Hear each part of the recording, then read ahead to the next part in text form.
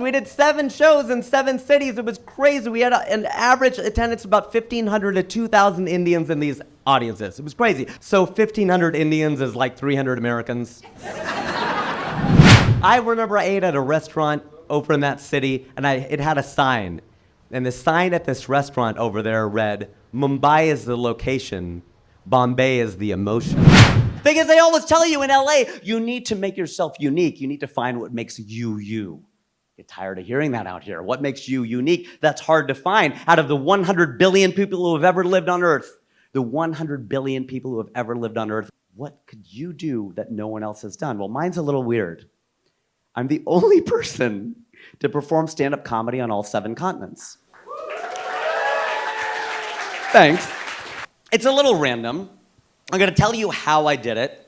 North America was easy. I'm doing it again right now. Asia was easy because of that white guy who told me to go back to India.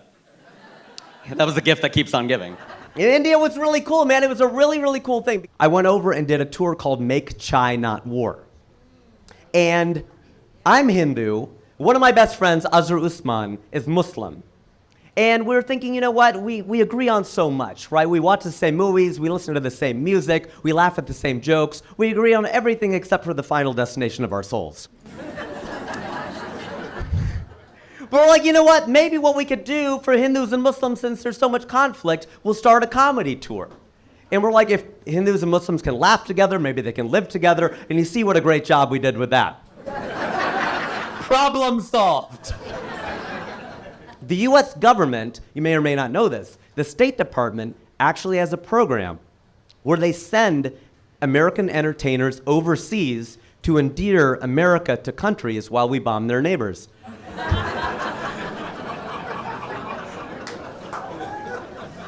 Funny because it's true.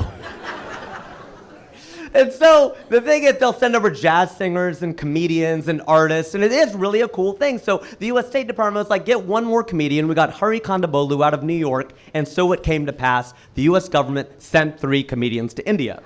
And they brought us back, by the way, because this was during Obama. Trump would have just left us there, I think. Got rid of 3 of them.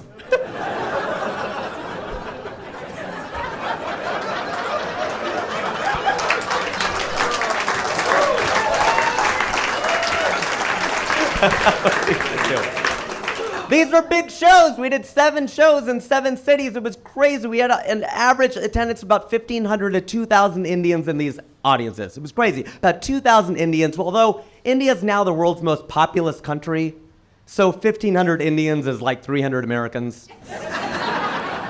Which also checks out weight-wise.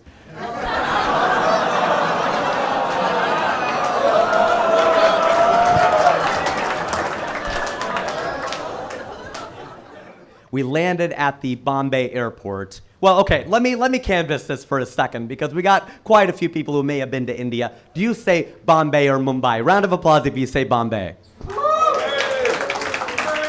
Round of applause if you say Mumbai. Oh, okay, we got a younger crowd. That's what that means right there, all right? I remember I ate at a restaurant over in that city, and it had a sign.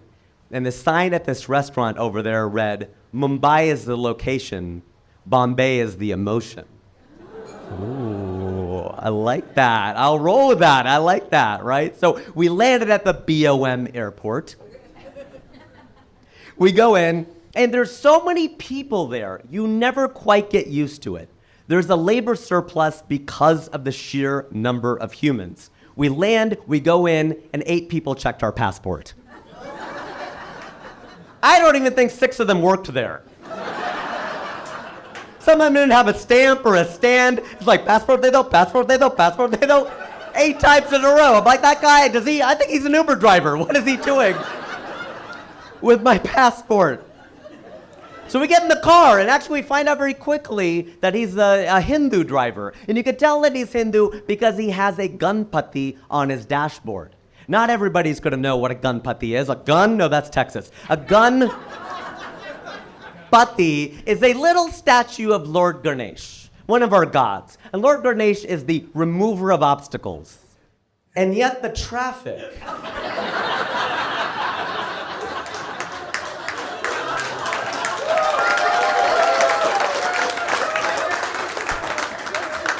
Is he asleep? What's happening?